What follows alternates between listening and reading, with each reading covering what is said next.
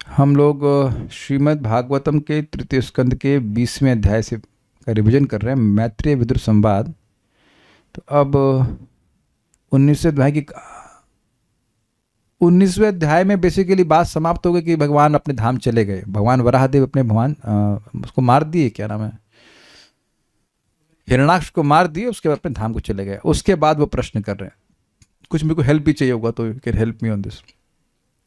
शौनक में साथ में बोलिएगा। शौनक उवाच महिम प्रतिष्ठाम अध्यस्य सौते स्वायंभुवो मनुः कानि अन्वतिष्ठ द्वाराणि मार्गायावर जन्मनाम। महिम प्रतिष्ठाम अध्यस्य, प्रतिष्ठा मतलब स्थान जिसमें लोग रहते हैं। तो जो पृथ्वी है उसमें सब लोग रहते हैं, उस प्रतिष्ठा को यानी पृथ्वी को अध्यस्य यानी प्राप्त करके सौते, सौते मतलब सूत गोस्वामी जी, हे सूत गोस्वामी जी, शौनक ऋषि पूछ रहे हैं, हे सूत गोस्वामी जी, स्वयंभू मनु ने पृथ्वी को प्राप्त करके जो सभी का स्थान है, कौन है वो? सूत गोस्वामी है ना। अरे जब पूछूंगा तब हेल्प दीजिएगा। कानि अन्वतिष्ठ द्वाराणि मार्गाय अवर जन्मनाम। अवर जन्म का मतलब होता है जो उनके बाद में पैदा हुए। तो जो उनके बाद में पैदा हुए उनके लिए कौन से विभिन्न द्वार प्रस्तुत किए। द्वार का मतलब है किस तरह से वह जन्म लेंगे ये व्यवस्था किए। और द्वार का एक अर्थ ये भी था, मार्गाया द्वार का अर्थ की कैसे वो मुक्त होंगे ये व्यवस्था कैसे बनाए। तो ये प्रश्न उन्होंने किया। शता महाभागवतः कृष्णस्य एकांतिकः सुहृत् यस्तत्याग्रजं कृष्णे सापत्यम भगवानिति। शता अर्थात विदुर जी महाभागवत, विदुर जी महाभागवत थे। कृष्ण से एकांतिक सुहृत, भगवान श्री कृष्ण की एकांतिक सुहृत थे, मतलब उनके सौहार्द था उनके भगवान के प्रति। इसका लाइन क्या अर्थ है? यह कैसे टूटे? तत्याग्रजम, हाँ, यस तत्याग्रजम, अग्रजम मतलब बड़े भाई, जिन्होंने अपने बड़े भाई को सापत्यम अर्थात अपने उनके बेटों के संग त्याग दिया था। विदुर जी ने धृतराष्ट्र को त्याग दिया था कि नहीं? तो धृतराष्ट्र को उनके बेटों के संग त्याग के चले गए थे कि नहीं? क्यों? क्योंकि कृष्ण अघवान थी, क्योंकि वह भगवान के प्रति अघवान अर्थात भगवान के प्रति असम्मानित से युक्त थे। भगवान कृष्ण का वो सम्मान नहीं किए थे धृतराष्ट्र और दुर्योधन, इस कारण से उनको त्याग दिए थे। आपको पता होना चाहिए बात कि भगवान श्री कृष्ण जब संधि दूत बन करके आए थे तो दुर्योधन उनको पकड़ने के लिए चला था और धृतराष्ट्र मना भी नहीं किए थे। तो क्योंकि भगवान कृष्ण का वो विरोध कर रहे थे तो उन दोनों को त्याग दिए थे। महाभागवत थे, उन्हीं के बारे में बोल रहे हैं, विदुर जी के बारे में बोल रहे हैं। द्वैपायनाद अनवरो महित्वे तस्य देहजः सर्वात्मना श्रुतः कृष्णं तत्पराश्चाप्यनुव्रतः। द्वैपायनाद अनवरो, द्वैपायन से अर्थात श्रील द्वैपायन व्यासदेव से अनअवर, अवर मतलब होता है हीन या छोटा, और अनवर मतलब जो छोटा ना हो, अर्थात वह द्वैपायन व्यासदेव जी से बिल्कुल उनके बराबर थे। किस संबंध में? महित्वे, महिमा में, सामर्थ्य में। तस्य देहजा, यद्यपि वह उनके देह से उत्पन्न हुए थे। सब जानते हैं कि व्यासदेव जी के 3 पुत्र थे। पहले पुत्र का नाम क्या था? सब नहीं जानते उसका मतलब। व्यासदेव जी के पहले पुत्र का नाम था धृतराष्ट्र, दूसरे पुत्र का नाम था पांडु और तीसरे पुत्र का नाम था विदुर। तो ये उनके देह से उत्पन्न हुए थे। ये अपने भाइयों की पत्नी बोला जाएगा ना, विचित्रवीर की पत्नियां थी, उनकी पत्नी से जो उत्पन्न संतानें थी, बाकी उनकी अपनी पत्नी थी, उनसे तो सुखदेव गोस्वामी उत्पन्न हुए थे। सर्वात्मना श्रुतम कृष्णम, वह श्री कृष्ण की हर प्रकार से आश्रय लेते थे। आत्मना मतलब शरीर से, मन से, बुद्धि से, वाणी, आत्मा से, सोल से, हर प्रकार से श्री कृष्ण के आश्रित थे। तत्परांश्चाप्य अनुव्रत, तत्पर मतलब जो भगवान के परायण भक्त हैं उनके भी वे अनुव्रती थे यानी अनुगामी थे। Humble servant of the servant कहा जाएगा। ये सब गुण विदुर जी के वो कहते हैं। कौन कह रहा है? शौनक ऋषि कह रहे हैं। अब वह प्रश्न कर रहे हैं, किमन्व पृच्छन मैत्रेयम विरजास्तीर्थ सेवया उपगम्य कुशावर्त आसीनम तत्ववित्तमम। किम अन्व पृच्छन मैत्रेयम, उन्होंने मैत्रेय मुनि को क्या पूछा? किसने? विदुर जी ने। विरजास तीर्थ सेवा, तीर्थ की सेवा करने से वह विरज हो गए थे। रज मतलब होता है रजगुण। तो तीर्थ की सेवा करने से वह पवित्र हो गए थे। तो ऐसा पवित्र हो करके वे मैत्रेय मुनि से क्या पूछे? तो देखिए स्पष्ट आशय है, कोई व्यक्ति का चित्त पवित्र होगा तो यह नहीं पूछेगा कि रोटी कहाँ है। He will not ask that question. पैसे कैसे बनने हैं, अच्छा शेयर का मार्केट कैसा चल रहा है, ऊपर नीचे, ये प्रश्न नहीं करेगा। Is it easy? आप सब्जी मार्केट में तो जाते हैं तो आप नहीं बोलेंगे कि वहाँ पूछेगा कोई मैत्रेय मुनि ने विदुर जी से क्या, विदुर जी के द्वारा क्या पूछा गया, कोई सब्जी मार्केट में पूछेगा? नहीं पूछेगा। So it all depends on their consciousness. तो कहने का मतलब है कि बहुत समय से वो पॉलिटिक्स में थे, ठीक है, लेकिन यहाँ अब वो 36 साल तीर्थों का भ्रमण कर चुके हैं, पूरी तरह पवित्र हो गए, वह भगवत संबंधी प्रश्न ही किए होंगे। तो वो जानना चाहते हैं शौनक ऋषि। कब पूछे? तो कह रहे हैं कुशावर्त उपगम्य। कुशावर्त मतलब हरिद्वार में, उपगम्य वहां जाकर के। उपगम्य का मतलब है मैत्रेय मुनि के पास जाकर के हरिद्वार में वो क्या पूछे। आसीनम तत्ववित्तम। तत्ववित्तम मतलब ये विशेषण है मैत्रेय मुनि का, जो सारे तत्व को बढ़िया से तत्वों को जानने वालों में वो सर्वश्रेष्ठ हैं। और आसीनम जो बैठे हुए थे। काहे बैठे हुए थे? क्योंकि उनको सब ज्ञान हो गया था। आप यहां पे उठ के आए हैं कि नहीं? आ करके बैठे हैं अलग बात है, लेकिन उठ करके आए हैं कि नहीं? बोलिए। तो हम कहीं उठ के कब जाते हैं? जब किसी की जरूरत हो, है कि नहीं? एंड इट्स वेरी गुड कि आप आए, लेकिन पॉइंट तो है ना कि अगर आपको पता हो कोई बात तो उठ के कहीं नहीं जाएंगे। Is it all okay? तो वो हम लोग इसको, मैं इसलिए बोल रहा हूं क्योंकि इससे पहले के श्लोक में आया, तीसरे स्कंद में पहले में आया है कि वह बैठे हुए थे। तो बैठे के बहुत सारे आशय। एक, ही वॉज सेटिस्फाइड। अगर हम लोग संतुष्ट नहीं होते तब कहीं भगते हैं, ये करना है वो करना है। जब व्यक्ति संतुष्ट होता है, सुखी होता है, तो वो बैठ जाता है। बैठना मीन्स ही satisfied. Do you agree with this?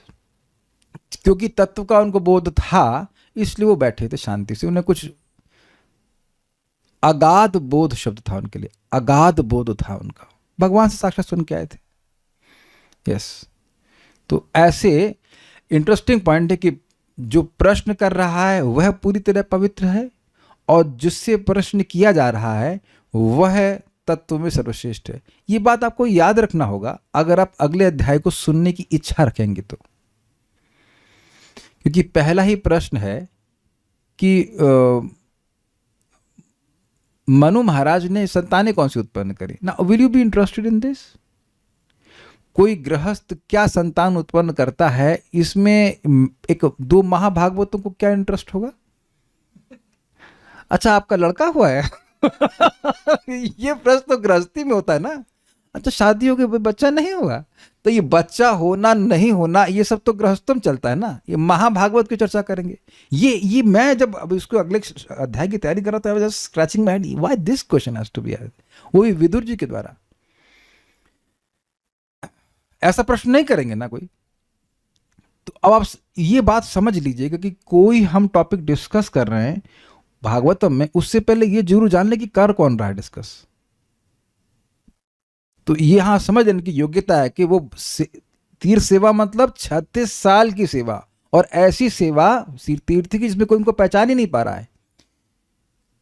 आप देखो कि यहाँ का कोई मंत्री हो, मान लीजिए यहाँ के प्रधानमंत्री कहीं जाएंगे तो कोई पहचानेगा नहीं उनको, लेकिन वो ऐसा भेष बना करके, क्या कहते हैं, बिल्कुल भिक्षुक का भेष बना के घूम रहे थे, बाल भी लंबे लंबे हो गए थे कि कोई पहचान ही नहीं पाया। That means absolutely no recognition. ऐसा 36 साल बिताए वो, पूरे भारत का भ्रमण करते रहे, तीर्थों का सेवन करते रहे। और यह भी आपको याद होना चाहिए, लेकिन नहीं पता होगा कुछ भक्तों को, कि जब वो जा रहे हैं, मान लीजिए विष्णु कांची जा रहे हैं, किसी भी विष्णु मंदिर में जा रहे हैं, तो उनको कृष्ण आगे आगे दिख रहे हैं। ये बताया गया था वहां पे, चक्रवर्ती पाद की टीका में था कि एज ही सपोज वो वृंदावन आ रहे हैं तो उनको भगवान का दर्शन होता जा रहा है। It's like he seeing Krishna and going to the tirtha. तो कितने एडवांस डिवोटी होंगे, हम लोग कल्पना भी नहीं कर सकते हैं। तो पॉइंट क्या है शौनक ऋषि का, कि दोनों लोग इतने श्रेष्ठ हैं कि भगवत संबंधी वार्ता ही हुई होगी। समझ गए बात? इसलिए वो पूछ रहे हैं किम अन्वपुच्छन मैत्रेय, और मैत्रेय मुनि से क्या पूछे हो। ठीक है। तयोः संवदतोः सूता प्रवृत्ता ही अमला कथा, आपो गंगा इवाग्निर्हरे पादाम्बुजाश्रया। श्रील श्रीधर स्वामी कहते हैं, एक बड़ा सुंदर और मजेदार लिंक था, वो कुछ भी पूछूं तुमसे क्या मतलब। आप कह रहे हो कि क्या पूछे, वो कुछ भी पूछूं आपको नहीं बताऊंगा, आपको क्या मतलब है। तो कहते नहीं मतलब है, तया संवद तो सुत, हे सुत गोस्वामी जी, उन दोनों के जो संवाद है उससे ही मतलब निसंदेह अमला कथा प्रवृत्त, अमल कथा ही प्रवृत्त हो गया। अमल का क्या मतलब है, इस जगत में मल किस चीज का है, यस गुणों की गंदगी, रजोगुण तमोगुण, यहां तक कि सतोगुण की भी गंदगी विद्यमान रहती है। आप कहेंगे सतोगुण कैसे गंदा है, भाई तमोगुणी लोग किस में आसक्त होते हैं, नींद में, आलस्य में। रजोगुणी लोग किस में आसक्त होते हैं, भोग में, पैसा चाहिए और भौतिक वस्तुएं चाहिए। और सतोगुणी लोग ज्ञान में आसक्त हो जाते हैं। तो सतोगुण में जो अनुशीलन करेगा वो अन्यों से बुद्धिमान हो जाता है, तो उस बुद्धि में, उस ज्ञान में वो आसक्त हो जाता है, भगवान में आसक्त नहीं होता है। तो किसी भी प्रकार का मल उसमें नहीं था, अर्थात वो भगवत कथा ही प्रवृत्त हुई होगी। कुछ समझ पा रहे हैं कि प्रश्न क्यों कर रहे हैं वो। विदुर जी ने मैत्री से प्रश्न क्या किया, उसको पूछने का उद्देश्य ये है कि उनकी संवाद में निश्चित रूप से अमल कथा होगी, यानी कि निर्गुण कथा होगी, उसमें कोई भौतिक बात नहीं होगी, इसलिए सुनना चाहते हैं। और इस कथा का विशेषण कहते हैं, आपो गंगा इवा अघग्नि। अघ मतलब होता है पाप, अग्नि मतलब नाश करने वाला। कह रहे हैं कि जैसे गंगा जी सारे पापों को नष्ट करती हैं, ऐसे ही उन लोगों की बातचीत से अमल कथा प्रवृत्त हुई होगी। प्रवृत्त मीन्स स्टार्ट हुई होगी, जो हम सभी के पापों को, या सभी जो लोग भी सुनेंगे उनके पापों को नष्ट करने वाली। इसलिए हम ये जानना चाहते हैं कि विदुर जी ने मैत्री मुनि से क्या पूछा। ये लाइन, लास्ट लाइन का क्या अर्थ है, हरे पादाम्बुजाश्रया, जैसे गंगा जी जो हरि के चरणों कमल को आश्रय ली रहती है ये अर्थ है। स्नान करने के सदृश है, क्योंकि इससे सभी पाप बंधन छूट सकते हैं। इसमें हरे पादाम्बुजाश्रय का क्या अर्थ है, यही है ना, हाँ ये अर्थ है एग्जैक्टली।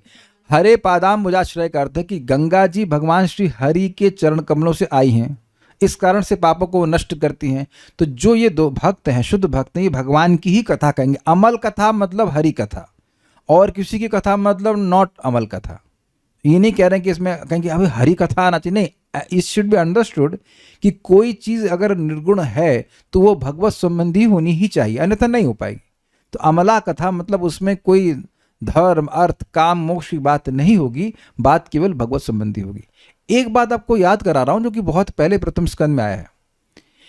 भागवतम के किसी किसी प्रस्तुत विषय में जो आपके सामने है, हो सकता है कि लगे कि भगवान की बात नहीं है। यह है 1.1.3 में आप देखेंगे, लेकिन प्रसंग भगवान के संबंध में है।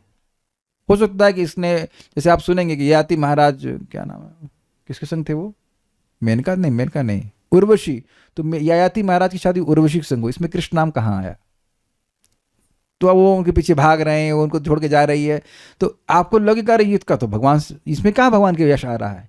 लेकिन आप पूरा प्रसंग पढ़ेंगे तो उसमें भगवान का यश है, क्योंकि बाद में ययाति महाराज विरक्त हो गए और भगवान की भक्ति की। तो उससे बहुत बड़ी शिक्षा मिल रही है कि एक महान पहली बात तो एक महान व्यक्ति कैसे स्त्री आसक्ति में पड़ के व्यक्ति परेशान होता है, और भोगों में खूब रचा पचा व्यक्ति भी एक पॉइंट जब उसको मतलब चाहे तो वह भगवान की भक्ति प्राप्त कर सकता है। बहुत बड़ी शिक्षा ययाति महाराज के प्रसंग से हम सीख रहे हैं।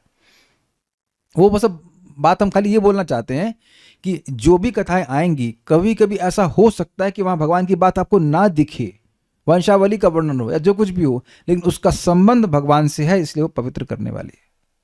तो कह रहे हैं कि जैसे गंगा जी भगवान श्री हरि के चरण कमलों का आश्रय लेकर के सभी को पवित्र करती हैं, ऐसे इन दोनों की जो बातें होंगी, दोनों महान भक्तों की बात, हे सूत गोस्वामी जी, वह केवल पवित्र कथाओं में ही क्या कहेंगे, कल्मिनेट होंगी, या पवित्र कथाएं प्रवृत्त होंगी। तो इसलिए हम सुनना चाहते हैं। फिर कह रहे हैं, तानः कीर्तय भद्रम ते कीर्तन्योदार कर्मणः रसज्ञः को नु तृप्येता हरि लीलामृतम पिबन। ता नह मतलब हमसे, ता मतलब वह सब, भद्रम ते आपका कल्याण हो, ता नह कीर्तन, हे सूत गोस्वामी आपका कल्याण हो, आप वह सारी कथा हमसे कहिए। कीर्तन्य उदार कर्मणा, जो भगवान उदार कर्म वाले हैं। उदार कर्म से क्या मतलब है, उदार मतलब होता है मैग्नानिमस, भगवान के कर्मों को श्रवण करने से ही जीव को मोक्ष मिल जाता है। तो ये उदार कर्म हुआ कि नहीं?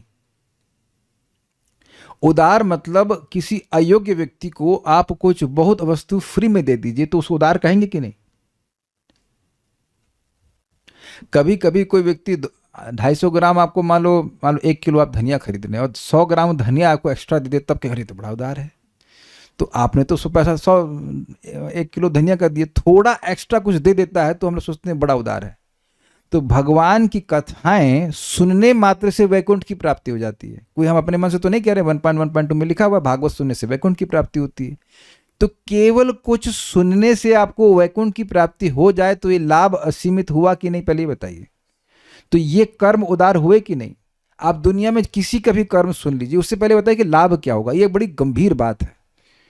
लोग इस जगत में लोगों की प्रवृत्ति होती है, ये आदमी कैसे मरा, ये आदमी को ये था वो था, सब हिस्ट्री चैनल ही चला देते हैं वो। अब उनसे ये पूछिए कि आप किसी का भी कर्म सुन रहे हैं, जरा सुनिए, विचार कीजिए कि किसी का भी आप कर्म सुन रहे हो जो भौतिकतावादी है, उससे आपको क्या लाभ मिलेगा। और अच्छा, एक व्यक्ति हाथ खड़ा कर दे कि उसने आज तक कभी किसी भौतिकतावादी के बारे में कभी नहीं, ना कुछ डिस्कस किया, ना कभी सुना है। कभी नहीं सुना आपने? सुना है, अच्छा वो ऐसा किए, अच्छा वो ऐसा किए, वो कुछ भी किए, लेकिन जो किए उससे आपको क्या लाभ होगा? मान लीजिए आप जान भी लिए तो क्या लाभ होगा? क्योंकि इसलिए सब लोग आउट हो रहे हैं इस प्रश्न में, क्योंकि सबने हिस्ट्री पढ़ी है। अब सबको याद आ रहा है हिस्ट्री, क्योंकि झूठी थी। हम सब लोग अफगानिस्तान से आए थे, आप भी अफगानिस्तान से लग रहे हैं, आप अफगानिस्तान दाढ़ी बढ़ा के तो वही लग रहा है अफगानिस्तान। आपके पास वो जानते हैं अफगानिस्तान में अच्छे वाले पोमोग्रेनेट आते नहीं? तो हम जान रहे हैं कि भारतीय लोग अफगानिस्तान से नहीं आए, लेकिन कौन कह देगा कि हिस्ट्री में नहीं पढ़ा? ये बेवकूफी की बात पढ़ी, उससे क्या लाभ हुआ? हम हिस्ट्री इसलिए याद रहते कि वो जब सेशन आया था तो हमारी चप्पल मारी थी हमको कि पढ़ाई में, कहता मैं पढ़ नहीं पाऊंगा, मैं पास नहीं हो पाऊंगा, ऐसे कुछ पढ़ा नहीं था। और मैं उसमें पास भी हो गया, तो उससे हुआ क्या? What damn you get about from this things? भगवान के कर्मों को सुनने से, अभी आप लोग बोले थे, तब हितम जना, व्यक्ति भगवान को देखने लगता है, सामर्थ्य उसका ऐसा हो जाता है कि भगवान को देख पाता है। तो ये उदारता हुई कि नहीं? तो इसलिए कह रहे कीर्तन है। तो कह रहे हैं मान लीजिए कि अब सूत गोस्वामी कह रहे हम तब से तो बोल ही रहे हैं, अब 3रा स्कंद का 20वें अध्याय का 6ठा श्लोक हो गया, ये तो बहुत देर से बोल रहा हूं, आप लोग तृप्त नहीं हो रहे। तो कह रहे हैं रसज्ञ को नु तृप्त्या, ऐसा कौन व्यक्ति होगा जो कथा का रस को जानने वाला हो, कथा के रस को जानने वाला हो और तृप्त हो जाए। किस चीज से हो जाए? तो कहते हैं हरि लीला अमृतम पिबन, हरि के लीला के अमृत को पी रहे हैं। अच्छा, ये क्यों नहीं कह रहे कि खा रहे हैं? हरि लीला अमृतम क्या कहें, खादन, पिबन क्यों कह रहे हैं? देखिए, अभी जैसे मैं कौन सा आचार था, वो ग्रेट डेट्स का आचार था, तो उसमें आ गया क्या होता है, बीज। तो बीज तो नहीं खाते ना आप, तो हाँ गया था। तो एक हे अंश है ना उसमें कुछ। आपने सब्जी बनाई, सब्जी में तेज पत्ता डाल दिया, तो कितने लोगों को तेज पत्ता खाना पसंद है? कोई हमारा उदाहरण को समझ पा रहा है? तो तेज पत्ता तो नहीं खाते हैं ना, उसको आप छोड़ देते हैं। हम तो इसलिए तेज पत्ता डालते नहीं क्योंकि उसको डस्टबिन में डालना पड़ेगा। चीज डालते हैं सब खा जाए ना, जीरा वीरा सब, एवरीथिंग गोज इनसाइड, कौन फिर डस्टबिन साफ करना पड़ेगा? तो अब आप समझ रहे हैं कि उसमें कुछ हे अंश होता है। लेकिन जब आप जूस पीते हैं तब तो उसमें तो सब कुछ ऐसा नहीं कि जूस पिया कुछ थूक दिया, ऐसा नहीं, सब अंदर जाता है। तो कान जो है जिह्वा की तरह है, और हरि लीला अमृत है, वो लिक्विड रूप में अनुभव हो रहा है, उसमें कुछ हे अंश नहीं, वो सब कुछ ग्रहण किया जाता है। इस अर्थ में वो कहते हैं कि हरि लीला के अमृत को पीने से कौन व्यक्ति तृप्त होगा। वापस बात याद आ रही है कि कोनो नहीं, वयम तु नावितृप्यामा उत्तम श्लोक विक्रमे यत शृण्वताम रसज्ञा नाम स्वादु साधु पदे पदे। बड़ा सुंदर है कि ऐसा कौन व्यक्ति होगा जो भगवान की लीला से सुनने से संतुष्ट हो जाएगा। भाई काहे नहीं होगा? तो क्या, देखिए पहली बात तो रसज्ञ होना चाहिए। उसको कुछ समझ ही नहीं आ रहा तो अरे पता नहीं क्या बोल रहे हैं, चले जाए। हमारे एक प्रभु जी हैं, वो आए अपने 3 कुलीग से लेके आ गए, और उस दिन मैं क्या पढ़ा रहा था, यही शायद भागवत ही पढ़ा रहा था मैं, और क्रिएशन की बात पढ़ा रहा था। वो बेचारे देख रहे क्या है, और वो परेशान और मैं भी परेशान कि भाई ये 1 घंटा झेलेंगे कैसे इसको। मतलब इज़ वेरी डिफिकल्ट, कोई भागवत का भाव ही ना जाने और तुरंत क्रिएशन की बात आ रही है, गुणों की बात आ रही है। तो फिर कुछ देर बाद प्रभु जी बोले इन लोगों को कहीं जाना है, हाँ हम जाइए जाइए, कोई दिक्कत नहीं, हमको और टॉर्चर नहीं करना चाहते। तो जब कथा के रस को नहीं जानेगा तो नहीं बहुत हो गया, बस बस और नहीं सुनना है, एक ये तो देखा जाता है। और फिर ऐसा भी कभी कभी होता है कि कुछ पेट भर जाता है, तो वहाँ कहते हैं ना अब अलम बुद्धि अब और नहीं करना है। तो ऐसा भी नहीं कि कान जो है वो शुण्वताम, कान तो आकाश के गुण से युक्त हैं, तो कितना भी आप सुन लेंगे तो कान तो भरने वाले नहीं हैं। और कभी कभी ऐसा होता है कि किसी चीज़ को आप आस्वादन कर रहे हैं तो उसका रस समाप्त हो जाता है, जैसे कि गन्ने को आप चूसते हैं तो शुरुआत में बड़ा अच्छा लगता है, बाद में वो उसका रस गायब हो जाता है। कथा में ऐसा नहीं है। आप देखेंगे कि बातों को हम वही बार बार सुनते हैं, कई बार ऐसा नहीं होता कि अब नई नई बात सुनते हो, लेकिन वही बात सुनते फिर और अच्छा लगता है। तो ये बात है कह रहे हैं कि इसलिए कौन व्यक्ति तृप्त होगा, अर्थात कोई भी तृप्त नहीं होगा। वैसे इंटरेस्टिंग बात है कि 88,000 ऋषियों में से कोई उठ नहीं रहा है। अरे यार क्या है, सौनक ऋषि पूछे जा रहे हैं, बंद करो यार, ऐसा कोई नहीं बोला है ना। ऐसा कहीं लिखा नहीं कि 88 में से एक कोई कम हो गया हो। It means all of them wanted to hear. ये बात है। भक्ति में हम अगर प्रगति कर रहे हैं और अविद्या का नाश हो रहा है तो एक प्रकट आप अपने जीवन में देख लेना कि कान में एक प्यास जागृत होने लगती है भगवान के बारे में सुनने की। ये मैं आप लोगों को बहुत क्लियरली बता रहा हूं कि जब करते समय हो सकता है कि आपको टेस्ट ना मिले, लेकिन वो काम कर रहा है, वो इस रूप में देखेगा कि कथा में रुचि हो गई। मैं रिपीट कर रहा हूं इस बात को। ये सचिनंदन महाराज से, परम पूज्य सचिनंदन महाराज एक प्रवचन में बोल रहे थे कि it's not that I always get taste for chanting, but what I am noticing is that I have my taste for hearing and reading about Krishna has enhanced very much. मैं पैराफ्रेज कर रहा हूँ, इस तरह से बोल रहे हैं। ये इसलिए क्योंकि भक्त लोग कभी कभी सोच सकते हैं हम जब कर रहे हैं में रुचि नहीं हो रही है। ऐसा नहीं है, वो सफाई कर रहा है, वो भगवान का नाम सफाई कर रहा है, इसलिए आप देखिए कि भगवान की बात को सुनने का आग्रह आने लगता है। ये सब लोग, जो लोग नियमित रूप से जब करेंगे उस बात को देखेंगे कि आग्रह आ जाता है भगवान के बारे में सुनने में। And is constant, like you want to discuss about Krishna, you want to hear about Krishna. चलिए आगे बढ़ते हैं। एवं उग्रश्रवः पृष्ठ ऋषिभिर्नैमिषायनैः भगवत अर्पिताध्यात्मस्थानाः श्रूयतामिति। एवं उग्रश्रवा पृष्ठ, उग्रश्रवा थे ये सूत गोस्वामी जो सुनने में बहुत तेज थे। क्या प्रमाण है कि सुनने में तेज थे? कि जब वह अपने गुरु श्रीला सुखदेव गोस्वामी से कथा सुने थे, जब वो परीक्षित महाराज को सुना रहे थे तो उनको पूरी भागवत याद हो गई थी एक ही बार में। इजी है तो क्या मुश्किल है। पहला श्लोक क्या था इस चैप्टर का? तो आप समझ गए ना, एक ही बार सुने और सारा श्लोक याद हो गया। 18,000 श्लोक, दैट्स अमेजिंग। नहीं, उग्र श्रवा, उग्र कर्मा की तरह नहीं, उग्र श्रवा, तो इंटरेस्टिंग। नहीं तो ऐसा और सुखदेव गोस्वामी बिल्कुल पास बिठा कर को सुनाए थे कि जानते थे कि आगे जाकर के शौनक ऋषि को सुने। ऐसा नहीं कि सुध गोस्वामी करे 1 मिनट यार वो क्या था और लिंक श्लोक क्या था, इट डजंट हैपन। नहीं, आप कहीं भागवत में ऐसा कोई श्लोक नहीं देखेंगे, बस सो पावरफुल। तो इस प्रकार से जब सूत गोस्वामी जी को पूछा गया किनके द्वारा, नैमिषायनई ऋषि भी, नैमिषारण के ऋषियों के द्वारा, तो भगवती अर्पित अध्यात्म, अध्यात्म मतलब मन, अपने मन को भगवान में अर्पित कर दिए। तो इससे एक बात बिल्कुल स्पष्ट है कि जो भी वो प्रश्न किए हैं स्वयंभू मनु के बारे में, उसके उत्तर देने में सूत गोस्वामी जी का मन भगवान में अर्पित हो गया। इसलिए जो वो बात बोलेंगे वो भगवत संबंधी होगी। इसको जरा समझिए। कभी आपसे जिंदगी में किसी ने कोई प्रश्न किया है, there is no need to answer, किया होगा, और उस प्रश्न का उत्तर देते समय आप कुछ सोचना शुरू करते हो। Do you agree with this? तो जिस चीज के बारे में आपका विचार जा रहा है उस प्रश्न की वजह से उसका संबंध उससे है कि नहीं? मैं समझा पा रहा हूं? तो प्रश्न किए हैं स्वयंभू मनु के बारे में, और प्रश्न किए हैं कि विदुर जी ने मैत्री मुनि से क्या पूछा। ये 2 प्रश्न अभी तक हमको दिख रहे हैं। तो इसको सुन के ही सूत गोस्वामी के बारे में क्या कर रहे हैं, भगवती अर्पित अध्यात्म, उनका मन भगवान में अर्पित हो गया। His mind was invested in Krishna। इसका मतलब है कि जो भी बात आएगी वो भगवत संबंधी ही होगी। ये स्पष्ट आप जानते हैं कि लोग आपसे कुछ प्रश्न करते हैं तो वो प्रश्न आपके चित्त को कंट्रोल करता है। Do you agree with this? मैं अभी अगर कुछ पूछ लूं भौतिकतावाद तो तुरंत अब आपका मन वहीं सोचेगा, वहीं जाएगा।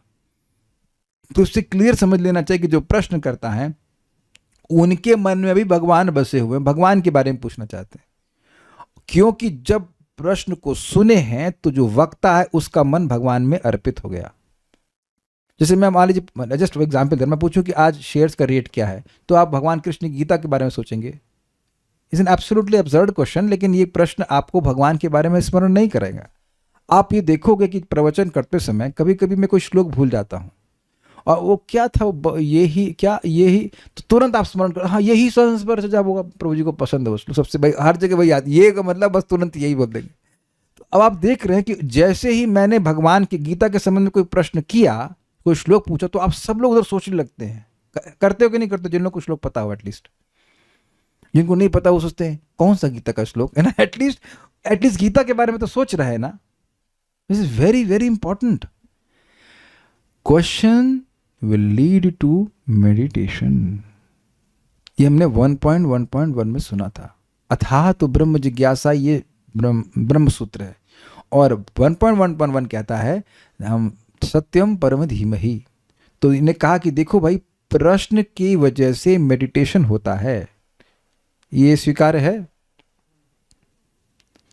सबको स्वीकार्य है। तो ब्रह्म सूत्र कह रहा है कि मैं ब्रह्म की जिज्ञासा करूंगा, तो उसका रिजल्ट क्या होगा कि आप ब्रह्म पे ध्यान करेंगे। तो वही इसलिए प्रमाण किया गया कि कैसे भागवतम ब्रह्म सूत्र की टीका है। यानी ये बात थोड़ी समझ में नहीं आई होगी, लेकिन हम इतना बात बोलना चाहते हैं कि जो प्रश्न करता है वो प्रश्न आपके विचारों को कंट्रोल करता है। ये तो समझ में आ रहा है ना। अच्छा, वो नौकरी कहाँ मिलेगी, बस अब क्या गीता के बारे में सोचेंगे? कितने लोग ये कर सकते हैं कि प्रश्न किया जाए कि कौन सी नौकरी चाहिए, अच्छा किस लड़के से शादी करनी है, तो इस प्रश्न में गीता का स्मरण होगा। अब ये प्रश्न अगर मान लो घूमने लग जाए मन में, तो आपके मन में आएगा कि भगवत गीता में क्या लिखा है? नहीं आएगा ना। मैं खाली इतना समझाना चाह रहा हूं कि प्रश्न का लिंक विचारों से होता है। ये आप यहाँ पे देख रहे हैं, भगवती अर्पित अध्यात्म। आप अगर याद हो दूसरे स्कंद में भी जब ब्रह्मा जी से नारद जी ने भगवान के बारे में पूछा था, तो कह रहे आपने मुझ पे दया करी है, क्योंकि आप इसके द्वारा मुझे भगवान का स्मरण करा रहे हैं। तो प्रश्न के ब्रह्मा जी के भगवान का स्मरण नहीं करते हैं, well he may also be engage in some management activities. तो वहां जब भगवान के बारे में डायरेक्ट प्रश्न हो रहा है तो उनके मति और भगवान में लग रही है, उससे उनको सुख मिलता है। एक बात और ध्यान देने वाली होगी कि जब कोई भगवान का प्रेमी होता है, तो चाहे भगवान का कीर्तन करे, स्मरण करे, वंदन कुछ भी करता है, उसे बहुत सुख मिलता है। तो भगवती अर्पित अध्यात्म का मतलब है कि सूत गोस्वामी जी बड़े प्रसन्न है, बड़े प्रसन्न है, क्योंकि भगवान की स्मृति और बढ़ रही है।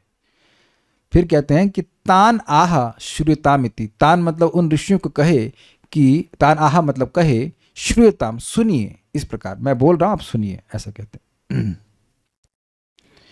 सूत उवाच हरिर्धृत क्रोडतनोः स्वमायया निशम्य गोर उद्धरणं रसातलात् लीलां हिरण्याक्षमवज्ञया हतं संजात हर्षो मुनिमाह भारत। हे भारत, नहीं हे भारत नहीं आएगा, भारत आह भारत। हरेर धृत क्रोड तनहु। भगवान श्री हरि ने क्रोड अर्थात शूकर के स्वरूप को प्रकट किया था। धृत मतलब प्रकट किया था, स्वीकार किया था। कैसे किया था? स्वमाया, अपनी कृपा से, अपनी शक्ति से किया था। निशम्य, इसको सुनकर, और गो मतलब पृथ्वी, पृथ्वी के उद्धार को रसातलात, रसातल से पृथ्वी के उद्धार को सुनकर, दो बात सुनकर। कैसे भगवान ने वराह रूप स्वीकार किया था अपनी शक्ति से, और अपनी ही शक्ति से कैसे भगवान ने पृथ्वी का उद्धार किया था, इसको सुनकर। और लीलाम हिरण्यक्षम अवज्ञातम, जैसे भगवान ने इस लीला को सुने, पृथ्वी के उद्धार की लीला को सुने, और कैसे हिरण्याक्ष को बिल्कुल अवज्ञा मतलब ऐसे बिना मेहनत के मार दिया, ऐसे थप्पड़ मारे मर गए, वो मारे थे। संजात हर्ष मुनिमाह भारत, भारत मतलब विदुर जी ने, विदुर जी को बहुत खुशी हुई। संजात हर्ष मतलब खूब हर्षित हुए, और उन्होंने मैत्रेय मुनि को कहा। श्लोक समझ में आ रहा है? क्या क्या सुने? भगवान ने वराह रूप कैसे धारण किया, पृथ्वी का उद्धार कैसे किया, इस लीला को सुने, और हिरण्याक्ष को कैसे मारे, यह सुन करके विदुर जी बड़े प्रसन्न हुए, और उन्होंने मुनि अर्थात मैत्रेय मुनि को कहा। क्या कहा? विदुरवाच प्रजापतिपतिः सृष्ट्वा प्रजासर्गे प्रजापतीन् किमारभत मे ब्रह्मन् ब्रब्रूहि अव्यक्त मार्गवित्। हमको एक बात बड़ी अच्छी लगती है, इन लोग की प्रश्न करने की शैली बहुत अच्छी है। मेरा निवेदन है कि आप लोग भी ऐसे काव्य में प्रश्न किया करिए। अब कोई प्रश्न करे तो ऐसे ही प्रश्न कीजिए, प्रजापति पति प्रति सृष्टवा प्रजा सर्गे प्रजापतिन, और नहीं तो कोई प्रश्न नहीं कीजिए। बहुत डिफिकल्ट हो जाएगा ना। कितना सुंदर काव्य में बोल रहे ना, प्रजापति दिख रहा है सबको, प्रजापति पति सृष्टवा प्रजा सर्गे प्रजापति ने, सो अमेजिंग। नहीं ये रामचरितमानस हम पढ़े तो नहीं, थोड़ा थोड़ा देखें कि उसमें भी ये शैली है, वो का कई बार आएगा, वो बड़ा सुंदर लगता है। उसको क्या बोलते हैं, कोई विशेष अलंकार कहते हैं, अनुप्रास अलंकार या कुछ भी कहते हैं, हमको नहीं पता इसके बारे में, शायद अनुप्रास कहते हैं। Just the same words are repeating again and again. तो कह रहे हैं प्रजापति पति ही,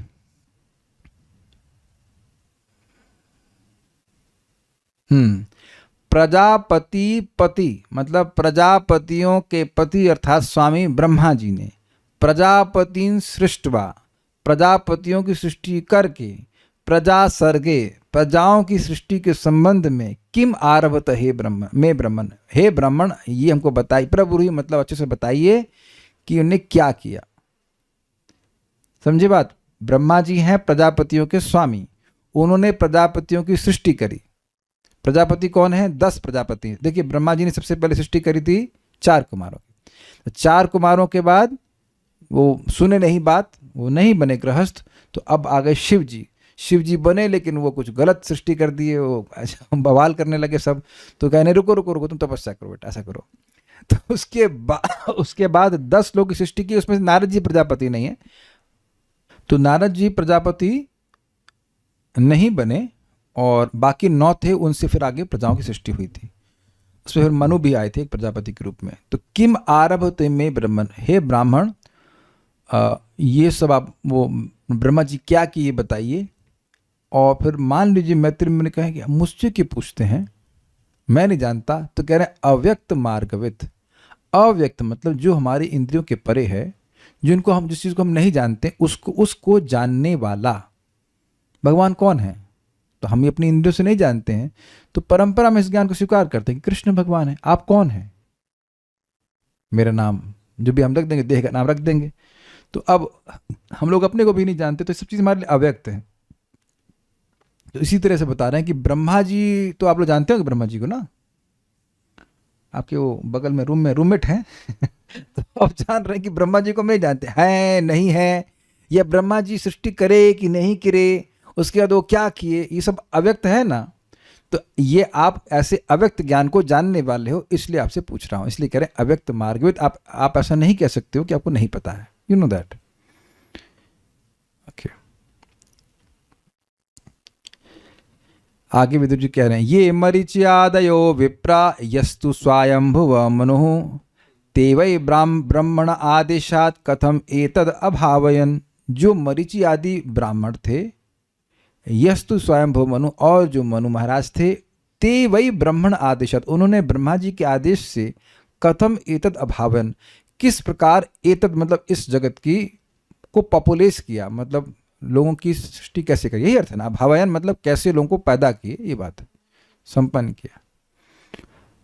तो प्रश्न ये था कि मैत्री आदि मुनियों ने ब्राह्मणों ने, क्योंकि ब्राह्मणों की सृष्टि मूल रूप से हुई थी, और स्वयंभू मनु ने कैसे सृष्टि करी। तो अब उस सृष्टि के संबंध में प्रश्न है। कह रहे हैं स द्वितीय किमसृजन स्वतंत्रा उत कर्मसु आहोस्युत संहतः सर्व इदम स्म समकल्पयन। स द्वितीय किमसृजन, द्वितीय मतलब दूसरा, तो स द्वितीय मतलब पत्नी, बोलते ना अर्धांगिनी बोलते हैं। तो पत्नी के साथ, स द्वितीय का मतलब होगा क्या पत्नी के संग सृष्टि किए, अर्थात पत्नी के द्वारा संतान उत्पन्न किए। स्वतंत्रा उत कर्मसु, या स्वतंत्र रूप से सृष्टि किए। जैसे ब्रह्मा जी ने 4 कुमारों को उत्पन्न किया, तो पत्नी 4 कुमारों की माँ के नाम बताइए, जल्दी से बताइए। आप बताइए, अफगानिस्तान से आप नहीं बता, नहीं बता, आप अज्ञान में हैं, कल्याणपुर जानते हैं।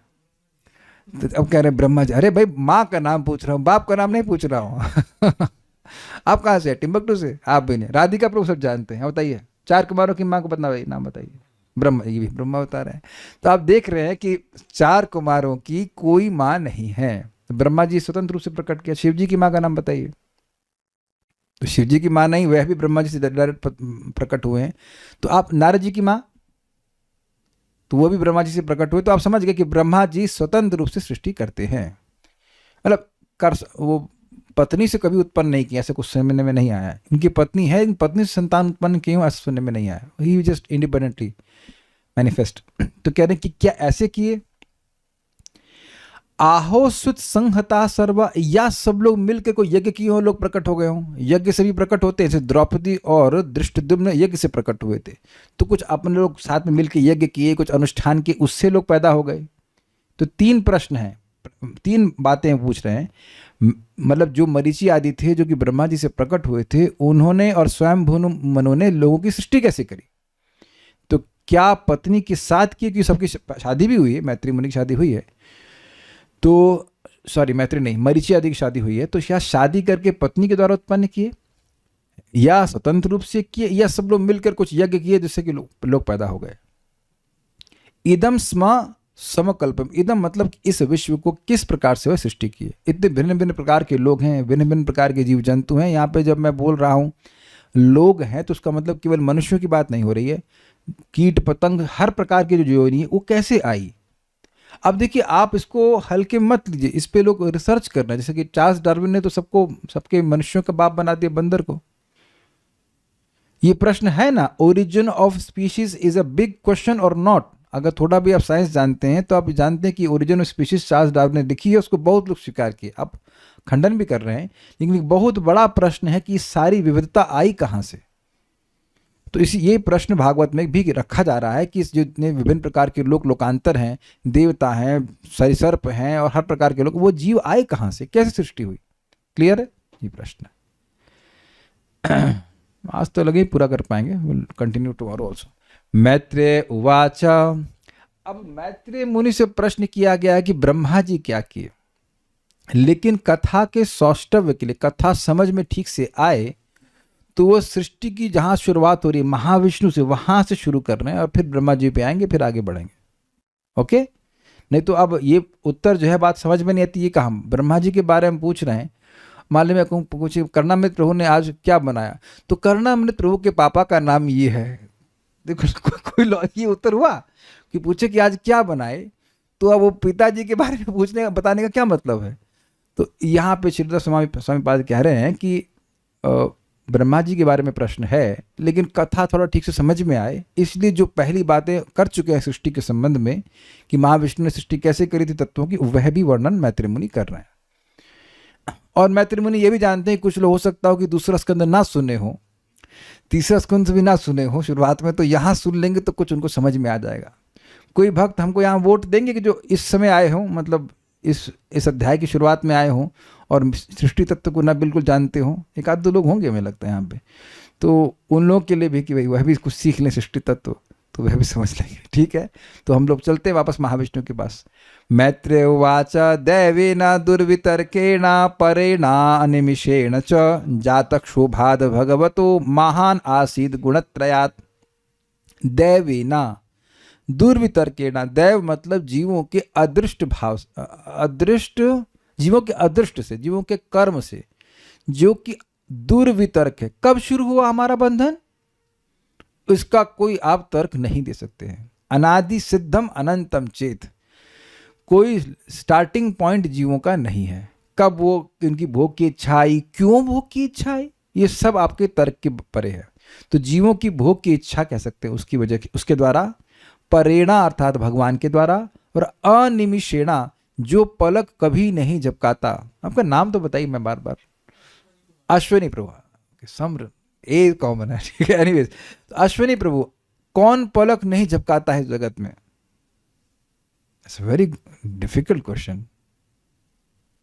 आयुष गोविंद प्रभु, भगवान, वेल यू कैन, भगवान तो ठीक है, लेकिन काल, एक वक्त बोल रहे फिश तो ठीक है, उत्तर ठीक है, उसकी पलक होती ही नहीं, लेकिन मछली की तरह सृष्टि हुई। यहाँ तो मछली उत्तर नहीं होगा ना, मैं भी मछली के बारे में सोच रहा था, मछली पलक इसलिए झपकाती नहीं क्योंकि मछली की पलक होती ही नहीं है। ये भी कितना अद्भुत बात है, नमक के पानी में रहती है लेकिन पलक नहीं होती। एनीवेज, तो मछली उत्तर सही है, बताइए, मछली तो उत्तर नहीं हो सकता। अनिमिष मतलब काल। भगवान विष्णु भी आप कह सकते हो, लेकिन भगवान विष्णु तो आ गए ना परेणा। आज हम सुबह सीख रहे थे ना, प्रोसेस ऑफ एलिमिनेशन। परेणा से आ गया परमेश्वर यानी भगवान। तो अब अनिमिषेण का अर्थ भगवान तो नहीं हो सकता। यद्यपि भगवान भी अनिमिष हैं, वो पलक नहीं झपकाते हैं, लेकिन अनिमिष शब्द को भगवान से तो नहीं ले सकते हैं। ये इसका अर्थ है काल शक्ति। क्यों काल को अनिमिष कहते हैं? क्योंकि काल सबको देख रहा है। ऐसा नहीं कि वो मतलब आंख झपका ले और कोई व्यक्ति कुछ गलत कार्य कर ले वो नोटिस ना हो। समझ रहे हैं? तो 3 चीज समझ आई। कर्म के द्वारा, जो जीवों की भोग इच्छा है उसके द्वारा, भगवान के द्वारा और काल शक्ति के द्वारा जात क्षोभात शोभ उत्पन्न हुआ। गुणत और भगवान की इच्छा से, भगवान के द्वारा गुणत्रयात, तीनों गुणों से, अर्थात तीनों गुणों की जो साम्य अवस्था प्रधान है उससे महान आसीत, महान मतलब महतत्व की सृष्टि हुई। देखिए, एक बात तो कुछ भक्त लोग जो सृष्टि तत्व से भागते हैं वो ये समझ गए कि आप भले सृष्टि तत्व से भाग जाओ लेकिन सृष्टि तत्व आपसे नहीं भाग पाएगा।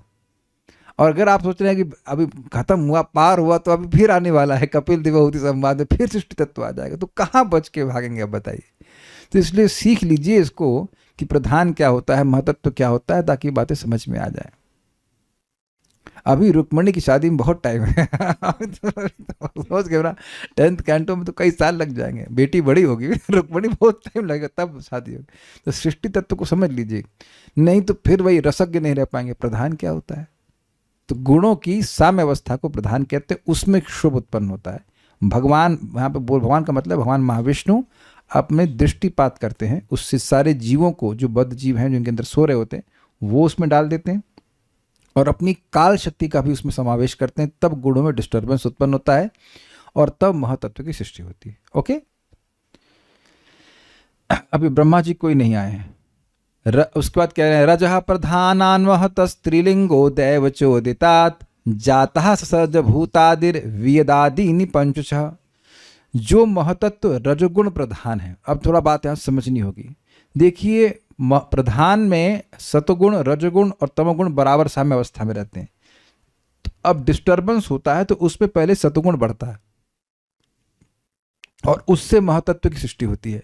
अब यहां कह रहे हैं कि जो महतत्व है वो रजगुण प्रधान है। तब तो हुआ ये कि पहले सतगुण बढ़ता है, फिर रजगुण बढ़ता है, और जब वो रजगुण बढ़ जाता है तो वो सूत्र तत्व की सृष्टि होती है। इससे प्राण भी आता है जो हमारा सब कार्य करते हैं जिसके द्वारा।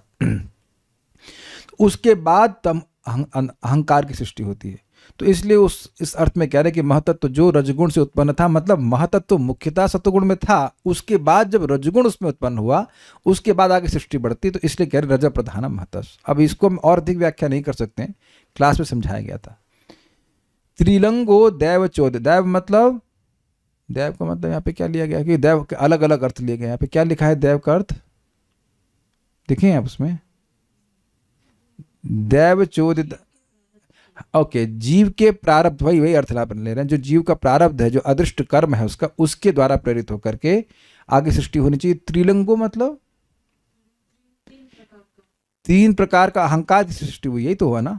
हाँ, 3 प्रकार के अहंकार की सृष्टि होती है और उससे भूतादि ससर्ज, भूत आदि मतलब पंच महाभूत आदि की सृष्टि हुई। देखिए हुआ क्या, महतत्व आया, महतत्व से सूत्र तत्व आया, सूत्र तत्व में रजगुण का प्रधान है, और सूत्र तत्व से आता है अहं तत्व, और अहम तत्व में तमोगुण का प्रधान होता है। तो अहम तत्व भी 3 भाग में हो गया, सात्विक, राजसिक और तामसिक। इसीलिए कह रहे हैं त्रिलिंग। त्रिलिंग मतलब 3 चिन्ह वाला। समझ में कुछ आ रहा है या डिफिकल्ट हो रहा है? आप सुन लीजिए, सुन लीजिए। और उस 3 प्रकार के तामसिक अहंकार से 5 चीजें आती हैं। क्षमा कीजिए, क्या बोल गया मैं? 3 प्रकार के अहंकार से, नॉट तामसिक अहंकार से, 3 प्रकार के अहंकार से 5 चीजें आती हैं। तामसिक अहंकार से 5 तन्मात्राएं, यानी रूप, रस, शब्द, गंध और स्पर्श, और 5 तत्व, पृथ्वी, जल, वायु, अग्नि, आकाश। ये हो गया, 5 आ गया। उसके बाद सात्विक अहंकार से मन और मन की सृष्टि और इंद्रियों के नियामक देवता 5 हो गए, और राजसिक अहंकार से बुद्धि और 5 इंद्रियों की सृष्टि हो गई। तो ऐसे 5 के इसलिए कह रहे हैं वियद आदि, वियद का मतलब आकाश, आकाश आदि 5, यानी कि 5 की सृष्टि हो गई। प्रधान से आया महतत्व, महतत्व से शूद्र तत्व, उसके बाद अहम तत्व, अहम तत्व के 3 विभाजन, सात्विक, राजसिक, तामसिक, और इनसे 5 की सृष्टि हो गई। अभी भी ब्रह्मा जी नहीं आए, अभी नहीं आए, आएंगे, अभी ब्रह्मा जी नहीं आए। तानि चैकैकशः सृष्टुम असमर्थानि भौतिकम संहत्य दैव योगेना हेमम अंडम अवासृजन। तानि, ये सारे सृष्टि जो हो गई 5 के सेट की, च एक सृष्टुम असमर्थानि भौतिकम, ये जो भौतिक तत्व सृष्टि हुई, पृथ्वी जल वायु अग्नि आकाश इत्यादि, वो सब अलग थलग पड़े रहे, एक पड़े रहे, उनकी आपस में सामर्थ्य नहीं था कि वे सृष्टि कर सकें। भाई देखिए, हमारे ऐसे किचन में, किसी के भी किचन में डब्बे में अलग अलग सामान रखा हुआ है, तो अपने आप ही बनना शुरू हो जाता है। तो आप देख रहे हैं कि वो अलग अलग पड़े रहते हैं, कोई सृष्टि नहीं होती है। फिर कहते हैं संहत्य दैव योगिना, दैव का यहाँ पे क्या अर्थ है? भगवान, हाँ, परमेश्वर की शक्ति के द्वारा संहत्या, वो आपस में मिलते हैं, यही शब्द है ना, संहत का, संगठित होते हैं, वो मिलाते हैं, भगवान मिलाते हैं, भगवान की इच्छा से, भगवान शक्ति के द्वारा। हेमम अंडम अवासजन, एक गोल्डन एग के रूप में ब्रह्मांड की सृष्टि होती है। समझ पा रहे हैं बात? सृष्टि की, तत्व की सृष्टि हो गई है, लेकिन वो आपस में नहीं मिलते, भगवान मिलाते हैं उनको, ये बात बोल रहे। यहाँ पे देव का अर्थ जीव का प्रारब्ध नहीं है, यहाँ पे देव का अर्थ है भगवान। इसीलिए मैं बोल रहा था कि हर जगह अलग अर्थ होगा। उसके बाद क्या हुआ? कह रहे हैं सोशिष्टाब्दि सलिले आंड कोशो निरात्मकः साग्रम वै वर्ष साहस्रम अन्ववात्सी तमीश्वर सह शैष्टाब्दि सलिले, शैष्टा मतलब सोता रहा, वह जो अंडा था वह अब्दि सलिले अर्थात कारण सागर में सोता रहा, कुछ नहीं हुआ। कैसा हुआ? आंड कोशो निरात्मक, वह आंड कोश अर्थात वो ब्रह्मांड निरात्मक मतलब बिना किसी आत्मा के, बिल्कुल निर्जीव सा कारण सागर में लेटा रहा। ये समझते हैं बातें? महाविष्णु लेटते हैं कारण सागर में, वो अनेक अनेक ब्रह्मांडों को अपने से प्रकट कर देते हैं, तो वो ब्रह्मांड अभी निर्जीव है, उसमें भगवान कोई प्रवेश नहीं किए। सा अग्रम वै वर्ष साहस्रम, 1000 वर्षों से थोड़ा अधिक। सा अग्रम, अग्रम मतलब ज्यादा, बड़ा, तो 1000 वर्ष मतलब ब्रह्मा जी के 1000 वर्ष, क्योंकि ब्रह्मा जी तो पैदा नहीं हुए। ब्रह्मा जी पैदा नहीं हुए तो ब्रह्मा जी के 1000 वर्ष की बात कैसे हो सकती है? 1000 वर्ष नहीं, सॉरी, आई मीन टू से सहस्त्रम वर्ष का मतलब है, अरे अभी तो भंडा दिक्कत हो जाएगी ना। नहीं, दिक्कत क्यों होगी? समझ में आ जाएगा ना बात, कंफ्यूजन हो जाएगा। लेकिन सहस्त्र वर्ष का मतलब हमारे सहस्त्र वर्ष तो नहीं है। इतना समझ लेना चाहिए कि 1000 चतुर्युग जो हम सोचते हैं वो ब्रह्मा जी का एक 12 घंटा होता, उतने समय तक ये कुछ से कुछ अधिक समय तक वह वहां पड़ा रहा।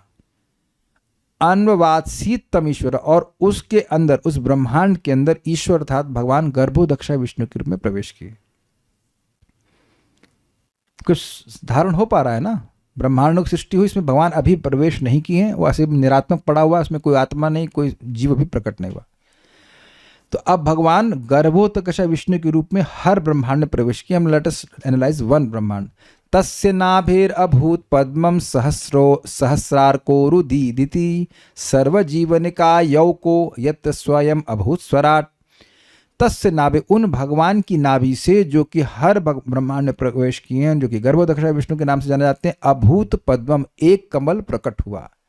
सहस्र आर्को उरुधीदति, उसका जो प्रकाश था वह हजारों सूर्यों से भी अधिक था। किसका प्रकाश? उस कमल का।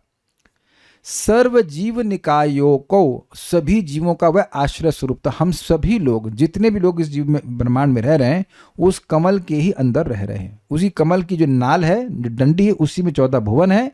उसका जो कमल है बेसिकली वो है ब्रह्मा जी का लोग क्या कहते हैं? ब्रह्मलोक भी कहते हैं, और सत्यलोक। वो सत्यलोक, और उसके उसी नाल में सारे 14 प्लैनेट्स है, उसी में सब लोग रहना है, कोई बाहर तो नहीं रहना ना। यही बात वो कह रहा है कि सभी लोगों का आश्रय स्थल, जो जीवों का आश्रय स्थल है, वो कमल है, वो प्रकट हुआ। यत्र स्वयं अभूत स्वराट, जिसके ऊपर, जिस कमल के ऊपर स्वराट अर्थात स्वतंत्र ब्रह्मा जी प्रकट हुए। यहां स्वराट का अर्थ ब्रह्मा जी है। सो अनुविष्टु भगवता यह शेते सलिलाशये लोक संस्थाम यथा पूर्वम निर्ममे संस्थया स्वया। सह अनुविष्ट भगवान, जो है भगवान के द्वारा अनुविष्ट अर्थात प्रेरित होकर, सह मतलब कौन, ब्रह्मा जी, वह ब्रह्मा जी भगवान के द्वारा प्रेरित होकर, कौन भगवान, यह शेते सलिलाशे, जो कि गर्भ सागर में शयन करते हैं, उनके द्वारा प्रेरित होकर के लोक संस्थाम यथा पूर्वम निर्ममे, जैसे लोक की व्यवस्था थी उसको उन्होंने पूर्व मतलब पूर्व कल्प में जैसे व्यवस्था थी ब्रह्मा जी के पहले दिन में, या कह सकते ब्रह्मा जी की सृष्टि के पहले, उसको फिर से वैसे ही सृष्टि करी। कैसे कर ली, तो कह रहे हैं संस्थया स्वया, अपनी बुद्धि के द्वारा। देखिए यहाँ पे एक सिमिलर शब्द है, संस्थाम और संस्थया, दिख रहा है आपको।